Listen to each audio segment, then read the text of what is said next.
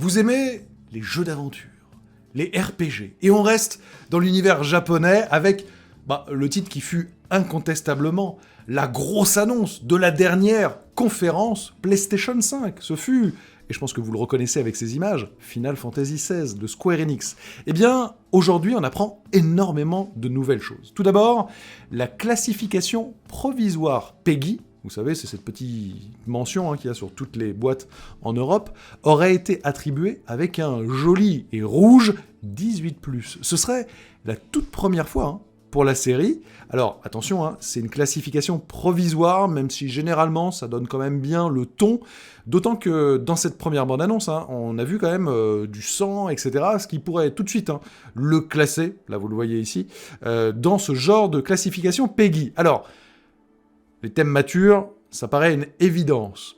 Mais ce n'est pas tout, ce n'est pas tout. Pendant le Tokyo Game Show, justement, Naoki Yoshida, le producteur du titre, a souligné que ce qu'on a découvert, et ce que vous pouvez voir ici, c'est pas encore une version peaufinée du jeu. D'ailleurs, certaines personnes avaient dit « Ah, c'est marrant, j'ai l'impression qu'il manque quand même un peu des shaders, etc. » C'est-à-dire le jeu est encore un peu plat pour un titre next-gen, puisque je le rappelle, il est pour l'instant prévu en exclusivité sur PS5. Mais plutôt que de proposer un trailer en image de synthèse, comme ça se fait assez souvent, en fait, ils ont voulu montrer là où ils en étaient vraiment dans le développement, et donc, ils ont promis que bientôt, ils montreraient une autre version de ce trailer, mais mise à jour technologiquement, et que ce sera encore plus joli, il devrait avoir un peu plus d'effets de relief, de réflexion sur les textures, etc.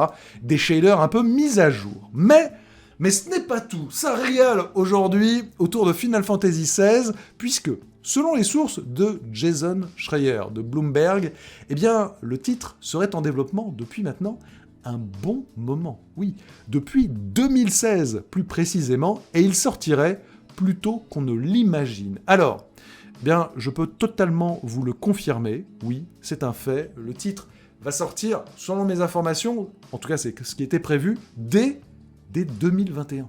Donc c'est dans pas si longtemps que ça, et effectivement, oui, le développement a commencé depuis un bon moment, et d'ailleurs, si vous suivez un petit peu la chaîne, je vous avais précisé que à la base, dans les plans initiaux, il aurait même dû être montré dans le premier événement PS5, mais avec le Covid, etc., ils n'étaient pas totalement prêts, et ils ont donc dû attendre le deuxième PS5 Showcase.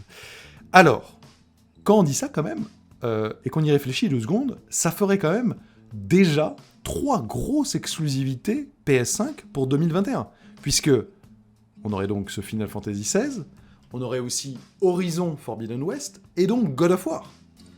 Un Final Fantasy, un God of War, un Horizon, c'est quand même une année 2021 très très très costaud sur le front de la PS5, et donc en tout cas vous l'aurez compris, il devrait arriver avant Final Fantasy VII Remake épisode 2. Oui. Donc pour l'instant, on n'a toujours pas eu de nouvelles à suivre. Vivement un premier trailer. Ce sera l'open world. On va voir. Peut-être de l'Unreal Engine 5. On ne sait pas. À voir. À suivre.